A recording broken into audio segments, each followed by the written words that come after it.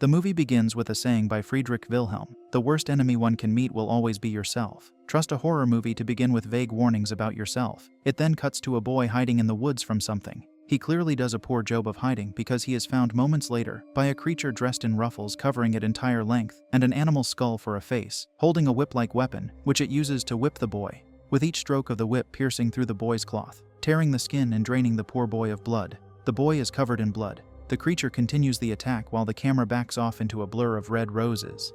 The next scene shows a dark room with two boys, one chained to a chair, and the other with a burn scar covering his right eye. A real-life Prince Zuko, holding a small glass bottle with a clear liquid, talking about how he expected to let go of his grudge and forgive. Probably his burn scar was caused by the boy chained to the chair. He uncorks the bottle and pours a little of the liquid to the floor. From the smoke it releases, you can tell it is acid. The boy chained to the chair goes on pleading, explaining how he still loves the other. The boy with the burn scar says since he claims to love him, then he will follow him to hell. He unchains him and empties the liquid onto the boy's face. He slits his own while the other falls to the floor screaming in pain. Just then, a curtain opens and one of the boys shout, "Cut!" from the background, which reveals the dark room to be a classroom. The entire display has been some sort of school club practice. The liquid in the bottle turns out to be vinegar, which was put by one of the members of the club, Haruko, the prankster, for added effects to make it more realistic. Amagami chases him to get revenge on what Haruko had done to him. Taisio and Rio discuss the gruesome scenes of the play. Taisio says it is all part of the Grand Guignol. As they run about, the door opens to reveal a new student. The new student introduces himself as Homura Itsuki, who has just enrolled in the school as a transfer student. In the school, there is a study group for the late 19th century and early 20th century French cruel drama, Grand Guignol. They take him on a tour around the school. One of the boys explains the concept of the study group to him as a gruesome theater. He further explains that it has extensive use of gimmicks and explores the darker aspects of the human psyche, and it is characterized by the grotesque drama. He also explains that their study group have the goal of practicing the form of theater.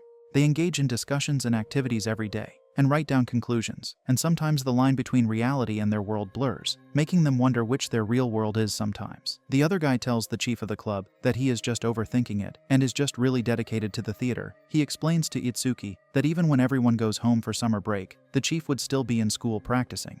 The chief then reveals that they don't have a home to go back to, making Itsuki even more confused. The chief explains that even though they go home, no one would welcome them. They proceed to ask Itsuki what he did for him to have landed in the school, and they explain to him that coming to the school means he had caused some kind of trouble.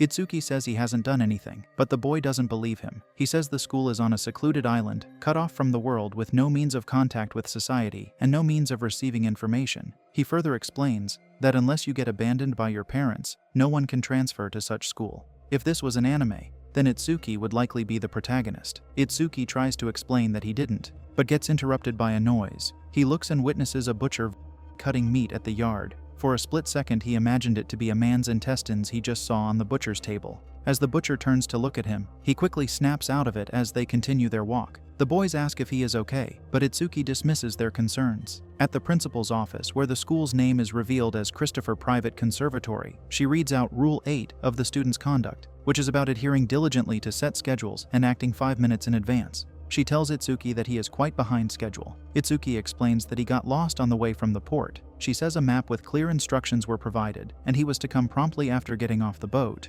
She asks if he took a detour, and Itsuki replies positively with an apology. The principal then warns him to be careful about next time. The two other boys tells the principal to convince Itsuki to join the play as the boys were short of characters and needing more hands on deck. The principal tells Itsuki that if he has nothing doing, he should join them. Itsuki gladly accepts, making the two other guys jump with joy. They were thrilled to have him on board. They take permission from the principal to have a welcome party for Itsuki, which she gladly allows, but tells them to meet Minakami and inform him, and should warn Haruko the prankster to behave himself. Itsuki joins that study group hoping to find excitement and participation, or so he thinks. One of the boys complained to the principal about Hideto, a missing student. He says they should inform the police about it, and the principal explains that if they were to contact the police every time he runs away, it will be a nuisance to them. The principal warns them not to make it a big problem, and if an accident happens at camp, the three would be held responsible, especially the chief of the Club Vatican, and if he doesn't want to be held responsible, they should find him quickly.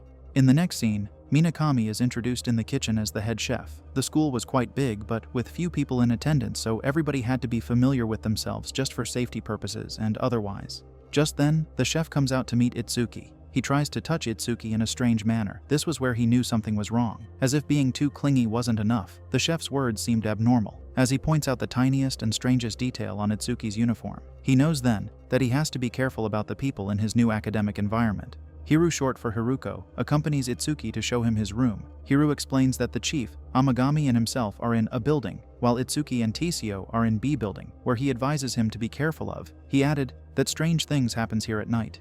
Itsuki is already terrified. The boy adds that there are strange footsteps, and he made a loud noise that gripped Itsuki with fear.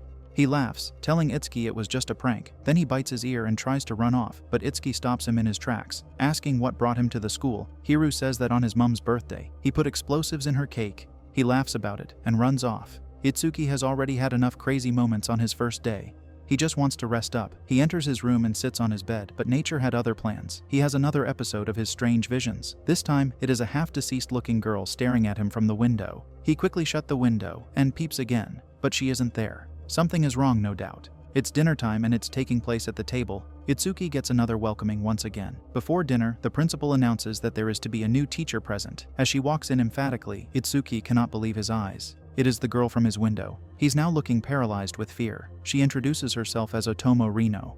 Dinner is served and everyone begins to devour their red meat, the exact same meat Itsuki happened to witness the butcher cut mercilessly. Itsuki immediately senses that he wasn't the problem this time, and that everything about this school is wrong. He stares at the teacher in fear, while the other students eat without fear, unbothered by whatever is going on. After dinner, the boys play dress up. One of them dresses as a maid. Minakami comes out with the boy. He asks Itsuki if he is into it and wants to dress like that. Itsuki immediately refuses. Meanwhile, the other boys gets jealous of the interaction between Minakami and Itsuki. One of the boys, while taking dessert, screams as he finds a finger in his ice cream. Turns out it is a fake rubber finger, planted by Hiruko the prankster. The boy chases Hiru to get revenge on him. That same night, the chef meets with the boy that played dress up in a private room and they both show affection to each other. While they are at it, the boy asks Minakami if he is into Itsuki. Minakami then asks if he is jealous, which the boy denies. Thereafter, the chef goes for a final walk around for the night. He sees another boy dressed in a maid costume that looks like Itsuki, which he follows with joy. He then opens the curtain and sees nothing. All of a sudden, the weird costume monster shows up and knocks down Minakami, the chef, and shortly after, Minakami wakes up with his hands chained in the air. The weird monster is whipping him with his nunchucks and begins to butcher him to pieces. Alas, he has infiltrated the school, and the chef happens to be his first victim. Itsuki has been having some weird imaginations since he joined, and that night, he experiences a weird nightmare. Waking up, he realizes it is just a dream. The monster knocks on his window and throws him the head of the chef he executed. Itsuki, terrified with fear, leaps off and shouts for help as he is soon surrounded by his classmates while he points to his room. His dream soon becomes a horrible reality for him and his classmates that night. The weird butcher goes to check what is wrong. He picks up the head of the head chef, clearly unbothered. The next morning, everybody gets called to the office by the principal. It is a cold and gloomy atmosphere, as everyone was still trying to understand what exactly happened the night before. They soon turn on each other, rather than looking for a way out of a lonely abandoned island that has no contact to the outside world. The boy involved with Minakami seems to blame Itsuki, showing him a piece of used rubber, saying Minakami took a liking to Itsuki. The principal tries to calm the tension, but the panic ship had already sailed. They aren't sure of what to do next. Itsuki speaks up saying, and they were sure not to trust anybody, as everyone has become a suspect to a crime. The new teacher then says she would try to find contact with the outside world. Minakami's lover tries to confront Itsuki again, but Itsuki shoves him off. Later in the day, Itsuki goes out to get some air and wallow in his despair. The new teacher goes to him to comfort him. He is troubled and asks her what's happening and why he is being targeted. He seems to have had enough crazy experience for a new school already. She hugs him, saying she understands. Itsuki cries like a baby who just lost his candy. It's already lunchtime and the students are not really in the mood to eat, given that an assassin is on the loose and had already made mark on his first victim, who happens to be the chef. One of the students complains about the food, and Miss Reno simply tells him to either eat or do away with the food if he's not interested. They wish it was someone else that had fallen to the assassin's hands, and not their chef, as they are now stuck with weird food. As crazy as it sounds, that was how they felt. Towards nighttime, the power suddenly goes out while the students were at the library. As if being scared to get jumped on by an anonymous assassin isn't enough fright, they would have to crumble with fear and darkness. Just then, Hiru comes in to tell the students that teacher Reno and principal Yukimi hasn't returned back from where they went. The class president volunteers to go find answers, and he needed a partner. he asked Amagami, who bluntly refuses. Hiru and the others won't go too as they are terrified. Itsuki volunteers to go with him. Just then, Amagami finds his courage and says he would go too. Hiru changes his mind and calls out for them to wait for him. They ask Taisio to come, but he refuses, saying he will sit it out. All but one go to search of their teacher and principal. They all agree that it's not safe, most especially for anyone to be alone. Well, they should tell that to the one that remained. They take the tunnels under the school foundation and keep on going in search of the distribution panel. In the next scene, everybody can smell the danger ahead as they breathe heavily in fear, but they stuck together and pressed on. The tunnel seems to partially collapse. The president asks if everyone was okay. Itsuki asks Amagami to wait with Hiruko while he follows the class president. Suddenly, out of nowhere, the monstrous-looking creature appears and starts to hunt them. The class president was the first victim that the monster gets its hands on. Itsuki takes to his feet and runs away. The president barely makes it out through the window and tries to escape. Unluckily, the monster follows him. The president tries to fight off the monster, but he was overpowered. As Itsuki watches from a distance, the monster tears him limb by limb. Then comes Taisio, the student who refused to follow them in the library. Unafraid, he walks towards the helpless president and the monster, and tells the president that he has always hated the fact that he was class president. Those are Taisio's final words to him before the monster decapitates his class president. Taisio seems fascinated by the whole incident. He casually picks up the head of the president and simmers in his mouth. Itsuki is terrified about what he just witnessed. He explains to Hiru and Amagami everything about Taisio and the monster as they try to figure out a way out of this living hell. As they continue plotting their next move, someone approaches and they hide, but it is only Teacher Rino. Thrilled that she is alive, Itsuki explains to her what is happening. She tells them that she doesn't need their trust, but that it is time they stand their ground and fight back. They quickly back out of that idea, but she makes it clear that is the only way they are ever going to make it out of this alive. She then goes to get herself armed, and tells them that it is the only way to not get executed. The next morning, Itsuki and Amagami are watching over Hiru sleeping. The two share a short conversation. Amagami kisses Itsuki, who pushes him away out of shock. Suddenly they hear a voice crying for help outside. They rush to see who it is. And behold, the principal barely walking towards them with a golf stick stuck in her stomach. She's shouting at them to make a run for their lives while the assassin follows her closely. It finally catches up with her and repeatedly machetes her. Seeing this horror, the three boys make a run for it as they hurry down the hallway. Hiru suddenly stops in his tracks in reaction to a bell that is being rung by the butcher.